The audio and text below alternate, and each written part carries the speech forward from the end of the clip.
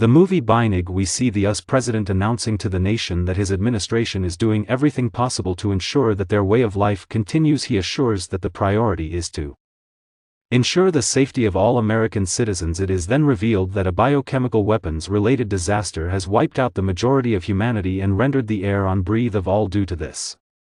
The United States government seems to have hastily constructed a few makeshift underground bunkers where some scientists are kept in cryogenic sleep until and unless the air is no longer toxic. Each bunkers maintained by a couple of workers who are awake and for 2 hours every 6 months. In the next scene we're introduced to two workers at one such facility named Bauer and Cartwright. Bauer wakes up from his slumber and glides that of his pod. Feeling nauseous, being an engineer by profession, he begins to examine some computer displays before his co-worker Cartwright awakens. Following this, to go about their normal lists of tasks. During one wake cycle they inspect the air quality above a note that it is still toxic. They also notice that the workers from other facilities have already checked in, however the communication between facilities does not appear to be feasible. Cartwright examines photographs of his friends and family before Bauer reminds him that the Herald deceased, that's why they call him Buzz Kill. Bauer then hands him some data to examine, only to discover that there has been seismic activity. As a result they go check on one of the other sleepers to make sure everything is okay. In the midst of this, Cartwright looks at a photograph of his wife Abby and has a hallucination that she is beside him. This vision of his wife prompts him to talk to her, but Bauer is not pleased with this distraction. Cartwright believes that the sleepers are still alive and that are the future of humanity. He has even developed a formula to determine how long they should remain in their sleep. Based on his calculations he predicts that they may need to remain asleep for at least 20 more shifts. However, Bauer wins that the two of them are squandering their lives for the sake of the sleepers' survival. Just before the 2 hours are up, unfortunately the Cartwright sleeping chamber catches fire as a result of the recent seismic activity. There was a 0.05% chance of him being awake. For this he screams for Bauer to bring the fire extinguisher, but by the time they manage to put out the fire the sleeping pod has been destroyed, also in his hand in the process. As the stopwatch reaches 0 the lights go out and the air supply is cut off. With the help of a flashlight Cartwright reads the manual and learns that there is an emergency override. The two of them frantically search for the emergency or supply valve and eventually manage to locate it and turn it on as the duo waits for the air supply to kick in. They share personal details about themselves. Bauer admits to having a wife and 3 daughters, and because one of the requirements for the job was that he be unmarried he chose to lie. Shortly after the is restored the reserve air supply is turned on and the clock is reset for another 2 hours. Without further ado to proceed to the storeroom in search of a spare chamber. Sadly they don't find one, so they are forced to look for another storage facility. With the help of the map they walk to the basement, despite the fact that Cartwright is severely claustrophobic. Fortunately their hard work pays off as they are able to find a spare chamber which they bring back to the facility and set up. When it's finished Cartwright suggests that he should go to sleep first in case there are any issues. However he stalls for a few moments, so decides to go in instead. Just when the pot activates Bauer hears a leaking sound and realizes that the air inside is thinning out. As Cartwright goes to check on it Bauer desperately screams to be let out by Cartwright doesn't hear Suddenly the chamber malfunctions and socks Bauer down, causing him to suffocate. He is about to die a painful death when Cartwright arrives in the nick of time and frees him by cutting him loose. However in the process he also destroys the chamber. Now that there are no other spare chambers in the facility Bauer insists that they eject a random sleeping person in order to free up a chamber. Current rate refuses, stating that they are obligated to look after those people and keep them alive.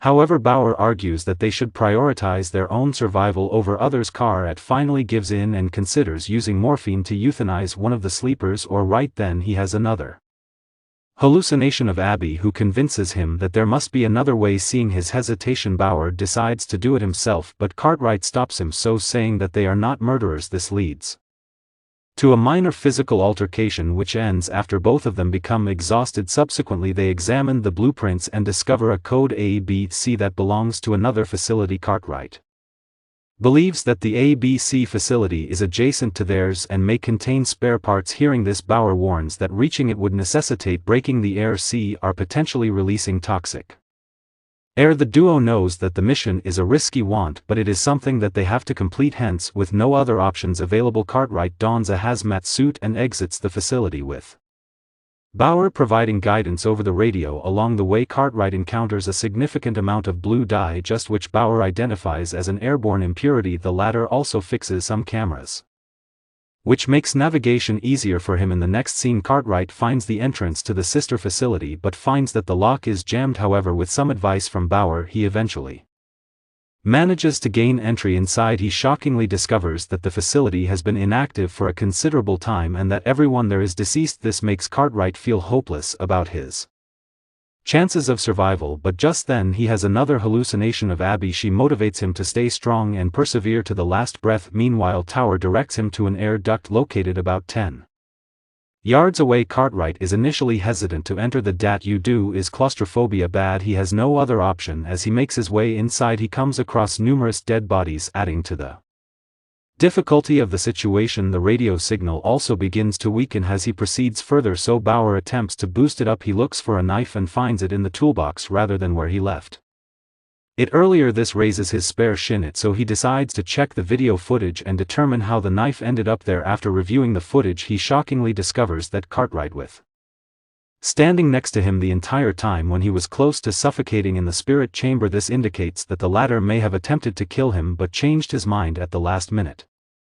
Meanwhile, Cartwright senses that something is wrong. He finally makes his way to the facility and starts to look around. The ceiling opens onto the planet's surface, and as he looks out, he sees that the city has been demolished by a nuclear bomb. Cartwright assumes that this must have occurred a long time ago. After this, as he is exploring the area, he discovers that the sleepers' chambers have all been destroyed. Lloyd, despite the computer system reporting all workers in the facility is alive and well during previous wake cycles, it appears to be a deception so as to maintain their sanity and make them believe that they are not alone. Bauer, he was devastated by the video footage, expresses that the entire system is a lie and that no one can be trusted. Cartwright also starts to believe that they might be the only ones who survived. Now that he is running low on air, he heads back to their own facility. He reaches the door and initiate the decontamination process. On the other side of the door, he sees Bauer holding the knife and asks where he found. Yet Cartwright realizes that Bauer aware of the truth, so he asks to you let in so that he can explain. However, Bauer becomes furious and points his gun at Cartwright, accusing him of trying to kill him. He also regards Cartwright as a threat to both him as well as the sleepers. When Bauer refuses to let him man, Cartwright, who is running out of air, rushes back to the ABC facility. At one point he has lost as he can't find any way out. At the same time, he experiences another vision of his wife who points him in the direction of the air ducts. And does she know that in the midst of all this, Bauer berates him over the radio, saying that the betrayal and allies hurt him the most. However, Cartwright simply ignores him and continues on his path, leading him back to his own facility. He removes his hazmat suit and tries to head inside the facility's control room, but Tower blocks his way with a guide threatening to shoot him. Cartwright quickly takes cover and tries to reason with him, emphasizing that they might be the only ones left alive. Regardless, Bauer continues to pursue Cartwright through the facility, claiming that he cannot let him go because he's afraid he will kill him in his sleep. Eventually, after a prolonged chase, Cartwright manages to find refuge in a medical bay where he obtains some morphine. He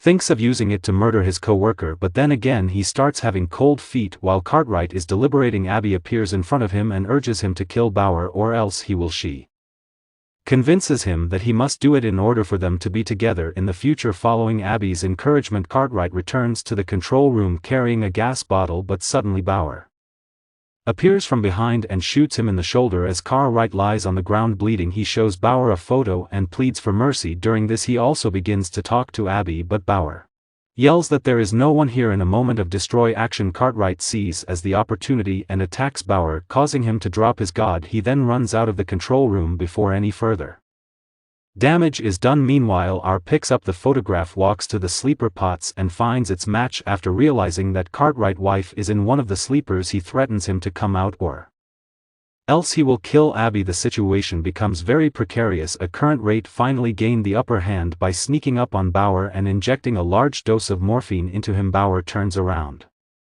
and pointed a gun at Cartwright, but he soon holds it down and drops on the floor as the morphine starts to take control over his body. Power accepts his fate and makes peace with Cartwright. He asks his co-worker to take care of his wife before passing out forever. Following this, Cartwright goes inside a sleeping pod and before entering cryosleep, he talks to himself that he is now the only One left to keep the place functional. In an epilogue, Cartwright wakes up for another cycle, but this time he appears to have aged by many decades. The sleepers' pods also start to open one by one as the facility system automatically wakes the mob. All of them max their chambers and make their way to the Earth's surface, including Abby. The movie ends as Cartwright approaches his wife and they share a tearful embrace.